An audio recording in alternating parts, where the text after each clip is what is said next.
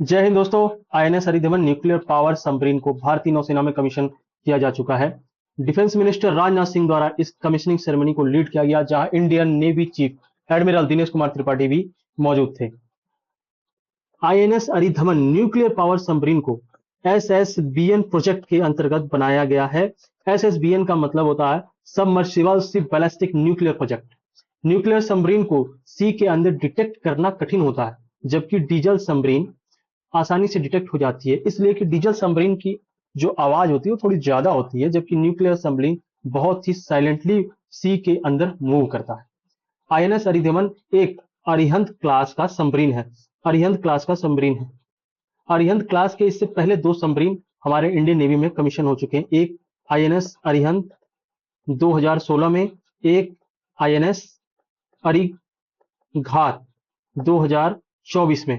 ये सभी submarine nuclear power submarine से, तो 2016 में ही इंडिया न्यूक्लियर पावर सबमरीन के उस एलाइट क्लब में शामिल हो चुका है, जहां पर न्यूक्लियर टायर्ड कहते हैं। न्यूक्लियर टायर्ड का मतलब क्या होता है? न्यूक्लियर टायर्ड, इसका मतलब होता है ability to launch nuclear weapon through land sea air. मतलब किसी भी न्यूक्लियर वेपन को हम लॉन्च कर सकते हैं आर्मी, नेवी एंड एयरफोर्स की हेल्प से। ठीक है। K4 मिसाइल और K5 मिसाइल भी इसके थ्रू हम लॉन्च कर सकते हैं।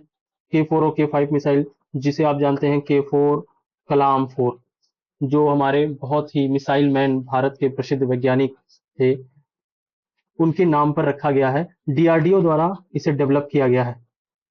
INS Aridhaman is India's third indigenous. Indigenous का मतलब आत्मनिर्भर भारत बनने जा रहा है, उसी के तहत यह स्वदेशी निर्मित एक nuclear powered ballistic missile submarine है। It feature and upgrade design. Design से बात करें तो इससे पहले जो अरिहंत क्लास के दो सबमरीन थे, आईएनएस अरिहंत, आईएनएस अरिघात, उनसे डिजाइन में काफी ज्यादा अच्छा है।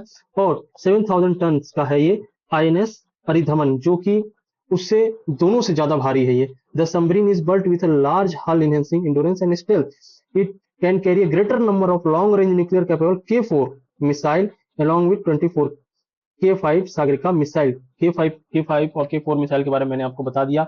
अब डिफेंस मिनिस्टर विशाखापट्टनम गए थे, तो वहां पर इन्होंने आईएनएस तारागिरी को भी कमीशन किया है इंडियन नेवी में। आईएनएस तारागिरी ये प्रोजेक्ट 17A के अंतर्गत बना हुआ स्टील्थ फ्रिगेट है, जो चौथा है अपने टाइप का नीलगिरी क्लास में। नीलगिरी क्लास का चौथा स्टील्थ फ्रिगेट है प्रोजेक्ट 17A का। इसे बनाया किसने है? तो मझगांव डॉक शिप बिल्डिंग्स ने। मझगांव डॉक शिप बिल्डिंग्स ने इसे बनाया। इसका डिजाइन किसने किया? तो वारशिप डिजाइन ब्यूरो। ये बहुत ही इंपॉर्टेंट पॉइंट्स हैं जो किसी भी डिफेंस रिलेटेड एग्जाम में, जैसे यूपीएससी का असिस्टेंट कमांडेंट का एग्जाम होता है, सीडीएस का एग्जाम होता है, उसमें और जनरल एग्जाम कंपटीशन में पूछे जा सकते हैं। Thank you.